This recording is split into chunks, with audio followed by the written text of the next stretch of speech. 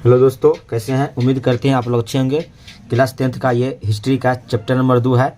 Social science का chapter number 2 है, समाजवाद एवं साम्यवाद। इससे पहले इतिहास का चैप्टर नंबर 1 करा चुके हैं, जिसमें पार्ट 1 पार्ट 2 वीडियो था। इसमें भी पार्ट 1 पार्ट 2 वीडियो होगा। हर एक चैप्टर का सिर्फ क्वेश्चन, इसका आंसर हम बताते हैं, ठीक है। फेयर की तरह अब से वीडियो देख के फेयर बना सकते हैं। चलिए वीडियो को शुरू करते हैं। यदि चैनल पर नए हैं तो चैनल को सब्सक्राइब कीजिए, लाइक कीजिए, शेयर कीजिए। चैप्टर है समाजवाद एवं साम्यवाद, चैप्टर नंबर 2, ठीक है। इतिहास हिस्ट्री का है, ठीक है। क्वेश्चन पहला है, खूनी रविवार क्या है? चलिए इसका आंसर जानते हैं। 1905 ईस्वी के रूस जापान युद्ध में रूस एशिया को एक छोटे से देश जापान से पराजित हो गया, ठीक है। पराजित हो गया, छोटे से देश जापान से पराजित हो गया। पराजय के अपमान के कारण जनता ने क्रांति कर दी। जब पराजित हुआ, हार गया, जनता ने क्या किया? क्रांति कर दी, आंदोलन कर दिया, ठीक है। 9 जनवरी 1905 ईस्वी लोगों का समूह प्रदर्शन करते हुए सेंट पीटर्सबर्ग स्थित महल की ओर जा रहा था, ठीक है। क्रांति करते हुए लोग प्रदर्शन करते हुए पीटर्सबर्ग स्थित महल की ओर जा रहे थे, ठीक है। जार की सेना ने इन निहत्थे लोगों पर गोलियां बरसाई, जिसमें हजारों लोग मारे गए, ठीक है। जार की सेना ने इस निहत्थे लोगों पर क्या किया? गोली चलाना शुरू कर दिया। सब निहत्थे लोग थे, ठीक है। यह घटना रविवार के दिन हुई, ठीक है। यह घटना रविवार के दिन हुई, अतः इसे खूनी रविवार के नाम से जाना जाता है, ठीक है।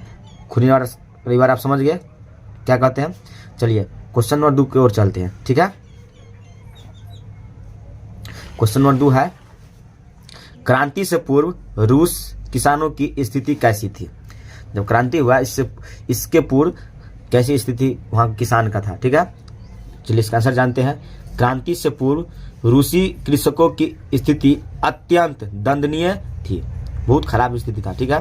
वे अपने छोटे छोटे खेतों में पुराने ढंग से खेती करते थे। उनके पास पूंजी का अभाव था और करों के बोझ से वे दबे हुए थे। पैसा भी नहीं था, कर भी भरना पड़ता था, उसके बोझ से वो दबे हुए थे, ठीक है। समस्त कृषक जनसंख्या 1/3 भाग भूमिहीन था, जिनकी अर्ध दासों जैसी थी। इसका यही दशा था, पैसे भी नहीं था और कर के दबे हुए था, ठीक है। चलिए नेक्स्ट क्वेश्चन को चलते हैं। क्वेश्चन नंबर 3 है, देख लीजिए। रूसी क्रांति के किन्हीं 2 कारणों का वर्णन करें, ठीक है। चलिए इसका आंसर जानते हैं। रूसी क्रांति के निम्न 2 कारण हैं, ठीक है। पहला यह है मजदूरों की दयनीय स्थिति। अभी आप जस्ट पढ़े आप मजदूरों के बारे में। रूस में मजदूरों की स्थिति अत्यंत दयनीय थी। उन्हें आर्थिक काम करना, चलिए आगे पढ़ने में है, काम करना पड़ता था, ठीक है। परंतु उनकी मजदूरी काफ़ी कम थी, पैसे भी कम मिलते थे। उनके पास दुर्व्यवहार था, अधिकतम शोषण किया जाता था, अच्छा व्यवहार भी नहीं होता था, ठीक है। मजदूरों को कोई राजनीतिक अधिकार नहीं था, कोई राजनीतिक अधिकार भी नहीं था उन्हें। अपनी मांगों के समर्थन में वे हड़ताल भी नहीं कर सकते थे, जैसे अभी लोग करते हैं, ठीक है, नहीं कर सकते थे। और ना मजदूर संघ भी बना सकते थे। अभी लीडर होता है ना, जैसे मजदूर संघ के एक लीडर होता है, वो भी नहीं बना सकते थे, ठीक है।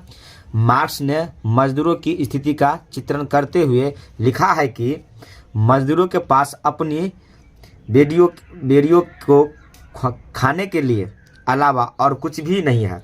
ये मजदूर पूंजीवादी व्यवस्था एवं जारशाही की निरंकुशता को समाप्त कर सर्वहारा वर्ग की शासन स्थापित करना चाहते थे, ठीक है, समझ गए। दूसरा जो इसका कारण है, दूसरा कारण यही है औद्योगिक की समस्या, ठीक है। औद्योगिक समस्या क्या थी? देखिए, रूस में अलेक्जेंडर तृतीय के समय में औद्योगिकरण की गति में तीव्रता आई, लेकिन रूसी औद्योगिकरण पश्चिमी पूंजीवादी औद्योगिकरण से भिन्न था। यहाँ कुछ ही क्षेत्रों में महत्वपूर्ण उद्योग के विकास के लिए विदेशी पूंजी पर निर्भर बढ़ती गई, ठीक है। सभी क्षेत्रों में नहीं, कुछ ही भागों में विदेशी पूंजी बढ़ती गई, ठीक है। विदेशी पैसा, विदेशी पूंजीपति आर्थिक शोषण को बढ़ावा दे रहे थे। इसके कारण लोगों में असंतोष व्याप्त था। 2 कारण था, दोनों कारण आपको हम समझा दिए, ठीक है। चलिए नेक्स्ट क्वेश्चन की ओर बढ़ते हैं। नेक्स्ट क्वेश्चन आपके पास है, अक्टूबर क्रांति क्या है? ठीक है, देखिए इसका आंसर है 7 नवंबर 1917 ईस्वी में बोल्शेविकों ने पेट्रोग्राद के रेलवे स्टेशन, बैंक, डाकघर, टेलीफोन केंद्र, कचहरी तथा अन्य सरकारी भवनों पर अधिकार कर लिया। ठीक है, सभी पर उसने क्या किया? अधिकार कर लिया। केरेंस्की भाग गया और शासन की वागडोर, चलिए आगे पढ़ने बताते हैं। बोल्शेविकों के हाथों में आ गई, शासन की बागडोर इसके हाथों में आ गई। ठीक है, जिसका अध्यक्ष लेनिन को बनाया गया। इसी क्रांति को बोल्शेविक क्रांति या नवंबर की क्रांति कहते हैं। पुराने कैलेंडर के अनुसार यह 25 अक्टूबर 1917 की ईस्वी की घटना थी। वहाँ जो पुराने कैलेंडर था उसमें उस समय 25 अक्टूबर 1917 का दिन और साल था। ठीक है, इसलिए इसे अक्टूबर की क्रांति भी कहा जाता है। एग्जाम में कई बार आते हैं अक्टूबर क्रांति किसे कहते हैं, बारे में वीवीआई क्वेश्चन है। चलिए आगे बढ़ते हैं। पूंजीवाद क्या है? ठीक है, पूंजीवाद का क्वेश्चन ये था, इसका आंसर देखिए क्या है। पूंजीवाद ऐसी राजनीति आर्थिक व्यवस्था है जिसमें निजी संपत्ति तथा निजी लाभ की अवधारणा को मान्यता दी जाती है। यह सार्वजनिक क्षेत्रों में विस्तार एवं आर्थिक गतिविधियों में सरकारी हस्तक्षेप का विरोध करती है। ठीक है, पूंजीवाद यही इसका व्यवस्था है, पूंजीवाद यही है। ठीक है, तो नेक्स्ट क्वेश्चन आपके पास है, सर्वहारा वर्ग किसे कहते हैं?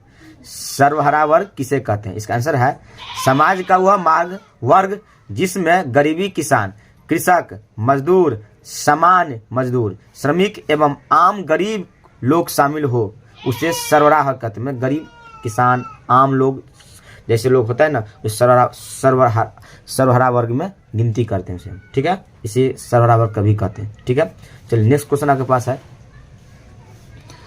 रूसीकरण की नीति क्रांति हेतु कहाँ तक उत्तरदायी थी? ठीक है, चलिए इसका आंसर है रूसीकरण की नीति।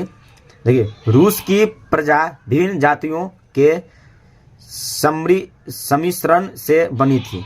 वहाँ कई धर्म प्रचलित थे, कई भाषाएं थी। रूस में स्लोवाकियन, पोल, जर्मनी, यहूदी आदि अन्य जातियों के लोग भी थे, परंतु इनमें स्लाव जाति के लोग प्रमुख थे। ठीक है, चलिए आगे बताते हैं। अल्पसंख्या जातियों के विरुद्ध जार निकोलस द्वितीय के समय रूसीकरण की नीति अपनाई गई और एक जार एक धर्म का नारा अपनाया गया। गैर रूसी जनता का दमन किया, इनकी भाषाओं पर प्रतिबंध लगाए गए, इनकी संपत्ति छीन ली गई। 1863 ईस्वी में इस नीति को विरुद्ध पोलो ने विद्रोह किया तो उनका निर्दयपूर्वक दमन किया गया। इस कारण गैरी रूसी जनता में असंतोष फैला और वह जारशाही के विरुद्ध हो गया। ठीक है, इसका वही कारण था। चलिए नेक्स्ट क्वेश्चन है,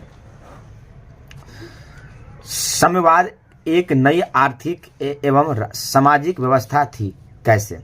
चलिए इसका आंसर है मजदूरों को पूंजीपतियों को शोषण से मुक्त कराना, उत्पादन एवं वितरण में समानता स्थापित करना, मजदूरों को विशेष सुविधाएं जैसे कार्य के घंटे, वेतन, मजदूरों को संघ बनाने की सुविधाएं तथा मजदूरों की न्यूनतम आवश्यकताओं की पूर्ति करना, ये सभी व्यवस्था मजदूरों को दिया गया।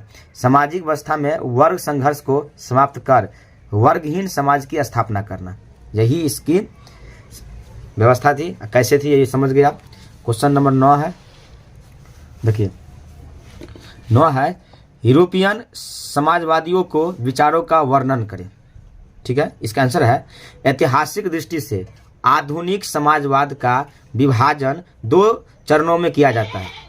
मार्क्स से पूर्व एक मार्क्स के पश्चात मार्क्सवादी विचारकों ने इन्हें क्रमशः यूरोपियन समाजवाद तथा वैज्ञानिक समाजवाद का नाम दिया। चलिए आगे बताते हैं। देखिए यूरोपियन चिंतक आरंभिक चिंतन थे। उन्होंने पूंजी और श्रम के बीच संबंधों की समस्या का निराकरण करने का प्रयास किया। इनकी दृष्टि आदर्शवादी थी। ये प्रबुद्ध चिंतकों की तरह मानव की मूलभूत अच्छाई एवं जगत की पूर्णता में विश्वास किया करते थे। उन्होंने वर्ग संघर्ष के बदले वर्ग समन्वय पर बल दिया। ठीक है, यही इसका आंसर था। क्वेश्चन नंबर 9 तक पार्ट 1 वीडियो में लाए हैं।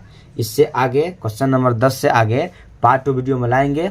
ठीक है, वीडियो आपको अच्छा लगा हो तो लाइक कीजिए, सब्सक्राइब कीजिए, शेयर कीजिए। Thanks for watching. जय हिंद, वंदे मातरम।